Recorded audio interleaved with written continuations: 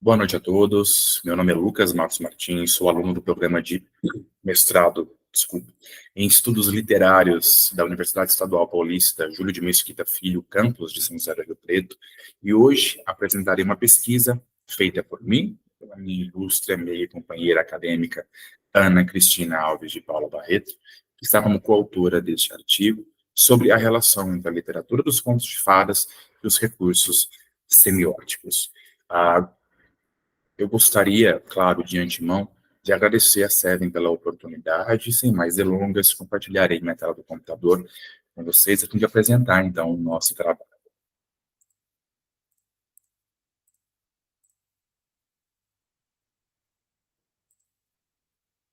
Espero que vocês estejam conseguindo ver a tela. Bem, pessoal, o título do nosso artigo se chama Selvagens versus Colonos, os recursos semióticos presentes no conto fantástico Princesa Pocahontas, que ilustra uma princesa indígena imersa na cultura do colonizador. Nós nos debruçamos sobre a segunda edição do livro de Virginia Watson, publicado pela editora Wish em 2021. Tá? Nesta edição de luxo, além da narrativa escrita a respeito dessa obra Pocahontas, nós temos também uma coletânea de ilustrações de vários artistas plásticos, de vários artistas do mundo das artes aí que pintaram, que retrataram, que ilustraram esse contexto histórico, social e político de Pocahontas. Nós temos como objetivo estudar inicialmente a ancestralidade dos contos de fadas. Nós teorizamos isso, vocês podem ter acesso a este trabalho nos anais do Congresso, e junto à história narrada, a arte ilustrativa apresenta-se ao leitor como forma de materializar um conto, uma lenda, contribuindo para então entender melhor um pouquinho sobre essa diegese, né? A partir de um olhar investigativo sobre os recursos semióticos então presentes em Princesa Pocahontas, que contam com essas ilustrações, este estudo propôs explorar a forma como as ilustrações do livro buscaram representar uma indígena imersa na cultura de seu colonizador. Nós destacamos a essência de coletividade eternizada por Maurice Robox. Ele lembra o seguinte: a lembrança dos seres humanos permanecem coletivas, sendo lembradas pelos outros, mesmo que se trate de artefatos que só eles viram e acontecimentos nos quais somente eles estiveram envolvidos. A gente traz essa citação para que a gente possa se lembrar o quanto os contos de fadas se sustentam na história narrada de forma oral, na oralidade, essas histórias narradas pelos nossos ancestrais perpassam de gerações para gerações e se consolidam até hoje como histórias incríveis e que merecem sempre um olhar investigativo. Contos fantásticos e suas ilustrações. Ana Lúcia Merege, sua obra de 2010, teoriza que os contos de fadas datam de milênios, pessoal, quando as primeiras civilizações começaram a se organizar. Em todas elas, o processo de uso de linguagem para troca de informações, para dar sentido, inclusive, ao mundo e à própria vida, foi de suma importância. Né? Nodelman já disse, inclusive, a respeito das ilustrações sobre as quais vamos tratar, que pictures can change the narrative through of words. Então, as ilustrações aqui, elas vão dar vidas às narrativas. Né?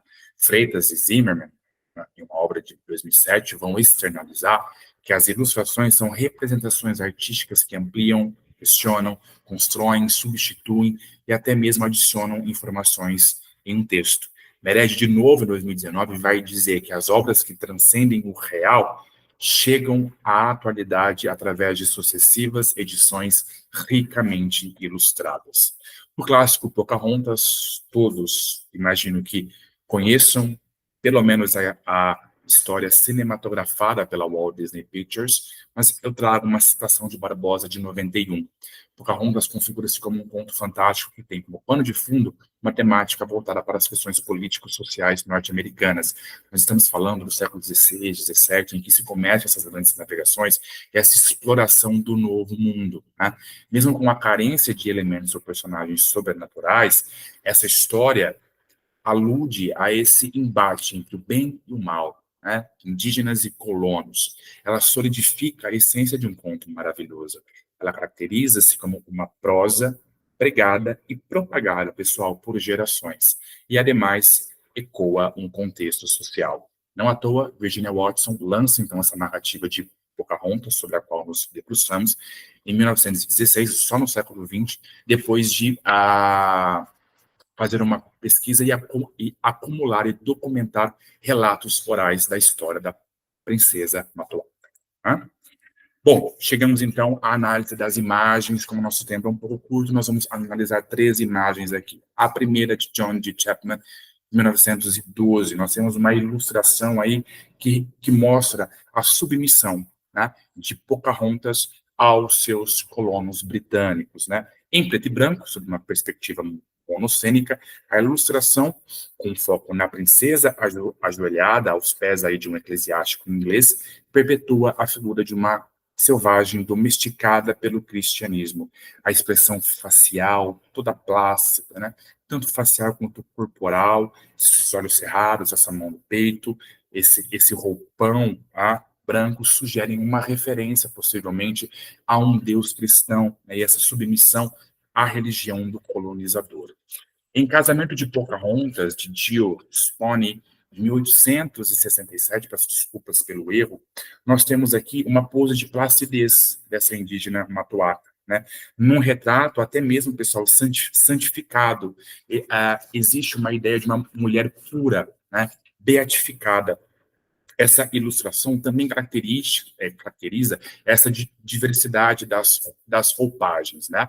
Nós temos aqui roupas que fazem referência a essa população europeia, como nós temos capas, gibões, meias, calções, lanças, armaduras, né? E também esses adornos selvagens dos norte-americanos. Nós temos colares, penas, mantas.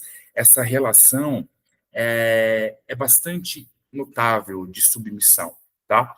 Ela está até mesmo na posição do inglês, que está um pouquinho, de John, que está um pouquinho à frente aí da princesa. Isso já mostra uma relação milenar de diferença entre homem e mulher, tá? Vamos nos voltar para essa imagem e entender o quanto ela está aqui vista é, como uma santa, né? Alguém tão pura, tão virgem. E, por fim, Pocahontas se apresenta. A Popular Story of the United States Lincoln Financial Foundation Collection, 1876. Tá?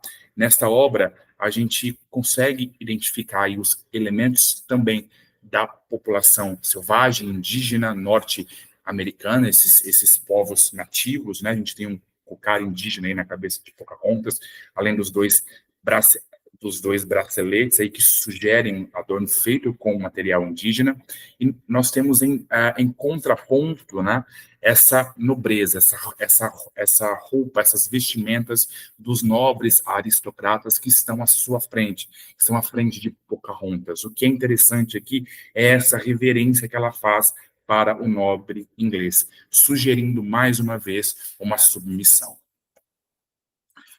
Concluímos, então, que esses livros ilustrados que contam a história da princesa comumente trazem representações ilustrativas dessas relações, mas muito cruas. Preocupada em retratar a fiel história de Pocahontas, a editora Wish, então, trouxe para o público uma obra, né, uma coletânea, com essa coletânea de ilustrações que expõe o embate entre indígenas e europeus, de uma forma bem mais elucidativa, utilizando-se de ilustrações, tá?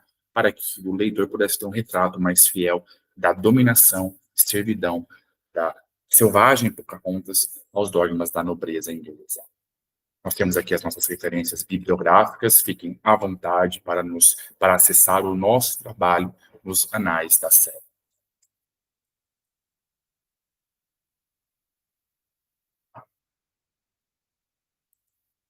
Eu agradeço, pessoal, a paciência de vocês. Muito obrigado e uma ótima noite.